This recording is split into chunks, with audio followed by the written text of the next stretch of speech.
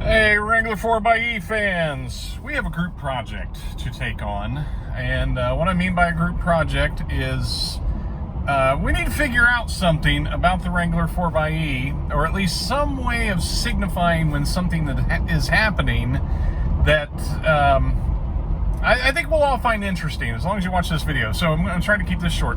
What we know about the Wrangler 4xe, I'm going to put it in hybrid mode. Now, the engine started, and you can see that happened. And once it hits the end of the run cycle, we know that engine will shut back off with it in hybrid mode. We know it'll shut back off once it gets through that initial stage. Now, here's something interesting, just a side note. I don't know if you know this about the Wrangler 4xe, but I am revving up and letting off the gas pedal, but you're not seeing the tach move. Do you know why? So there it moved. So here's another thing that's interesting about the Wrangler 4xe that I don't know of personally. I mean, I do a lot of reading on plug-in hybrids and everything. I don't know of any other vehicle like the Wrangler 4xe that can be both a series parallel and a series hybrid and a parallel hybrid. What a series hybrid is like the first generation Chevy Volt, where the gas engine had no access to the drivetrain. All it is used for is to charge the electrical system.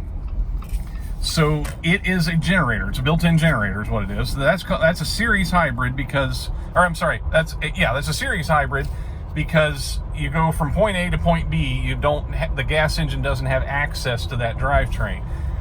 The Wrangler 4xe is a parallel hybrid in that both the gas engine and the electric motor can drive the vehicle forward, but in some situations, one of the clutches inside the hybrid transmission, there's two clutches. I think the first one's called an ILE, and the second one, I can't remember what it's called.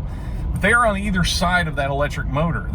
So there are situations where the back clutch can open, and the vehicle just will, like if you're standing still and trying to charge the battery in like e-save mode, that back clutch opens, so the electric motor is not connected to the transmission.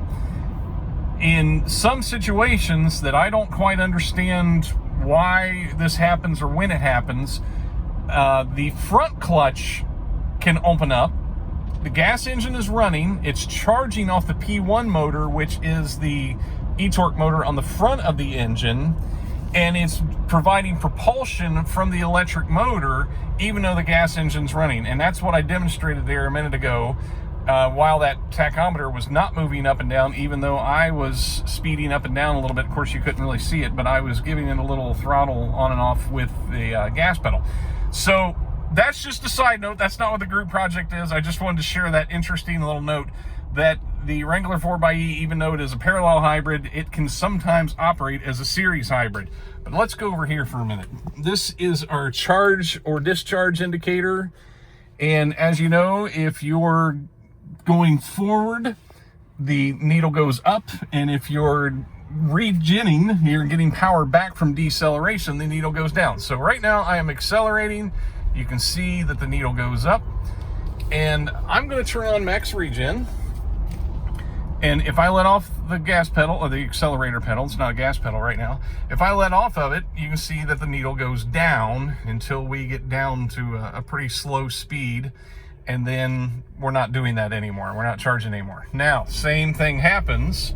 Oop, I'm going to put the thing back in electric mode. The same thing happens if I'm driving along. I'm in electric mode again. I'm driving along, and I'm going to put my foot on the brake. Now, I'm just coasting right now. Foot's on the brake. We can see we get some charge, right? And if you look at my little brake coach over here, you can see if I speed up, it goes up. And if I slow down, that coach goes down. Now, we know all this. Now, what you might not know about the Wrangler 4xe is it has a blended braking system. What is a blended braking system, you might ask? Well, my thought when I got this thing, my perception was it was a misunderstanding that when I'm putting on the brake, I'm not only am I getting the deceleration from the from the electric motor, the P2 motor in the transmission, but I thought the physical brakes were firing as well. But I found out I'm wrong. With the blended braking system, you know, your 134 horse electric motor that is sitting in the transmission is a two-way street. So it provides braking for the vehicle. When you put your foot on the brake pedal, you're not feeling the physical brakes, you're feeling the resistance inside that electric motor that is able to provide a full 134 horse of decelerating power, okay? Now, if you didn't know that, that's kind of cool. And by the way, the brake pedal is a drive-by-wire device. It has its own pump to make it feel like a real brake pedal, but your brake pedal is not actually doing anything physical. It's sending a signal. So that's another cool thing about the Wrangler 4xe that is not in any other Jeep, is that drive-by-wire brake pedal. At least I don't think that's in any other Jeep. So you can see that I'm charging, and you can see in my brake coach over here that it goes up and down. So what happens when I really slam on the brake pedal? You see that E will turn white and it goes into the red, right? Okay. So I have been trying for about a week and a half. Once I understood the braking system, the blended braking system, first off, it makes me question the validity of daily use of Max Regen. Now, the reason I say that is, if you are getting regen from putting on the brakes, and you see how that gets up to like the A in the charge. Now I'm going to put the Max Regen on and get back up to the speed I was at, and you will see it does not go up as far. I'm going to put on the brake pedal and I'm going to get that needle to go up.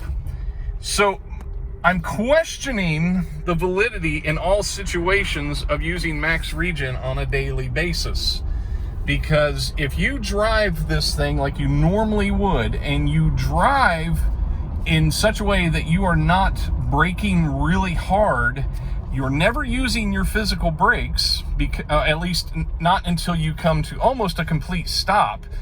You are using a better than Max Regen return on investment rate there, however you want to word that. You're getting more charge for the time that you are braking, and it becomes a more natural feeling thing for what you're used to.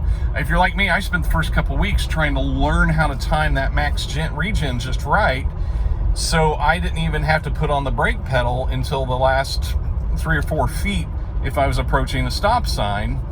But what I'm now understanding is if I put on this brake and ride real nice and easy to a stop and don't hit it too hard, and what I mean by too hard, that I don't exceed that 134 horse rate of deceleration that the electric motor has, then I'm not using the physical brakes until like the last 3 or 4 feet. That's when the blending comes in. It blends the braking to where we can't even tell. You know, you can't even feel it. I went out one night just trying to learn how to feel when those physical brakes kick in, and I think I kind of have. But here's the group project. I've finally gotten around to it, 8 minutes and 45 seconds into this video. Here's the group project for those of us that have like electrical backgrounds and understand these vehicles and maybe know the electrical systems a little bit better than I do.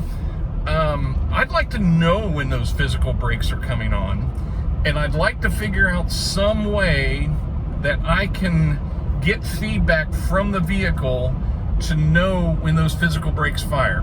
What I've been trying to do is I tried putting a camera under the hood to see if I could hear in video when that pump motor kicks on under the hood. Couldn't do it, couldn't hear it over everything else. And I'm just curious if anybody would happen to know any way without altering the vehicle in such a way that it would affect its operation and braking. That's a big capital letters thing on that. Some way of knowing that those brakes are firing that we don't do anything that's going to void a warranty, or don't do anything that's going to impact the safety and normal operation of the vehicle. So if you have any ideas, whether using induction on a wire, you know, a non-contact, non-physical contact, non-electrical contact inductive device, or just something in that ballpark, shoot me a message or hit a reply to this video. And I think that's about it. I made it to 10 minutes. That was not my goal. I wanted to make this short and sweet. So thanks for watching. Take care.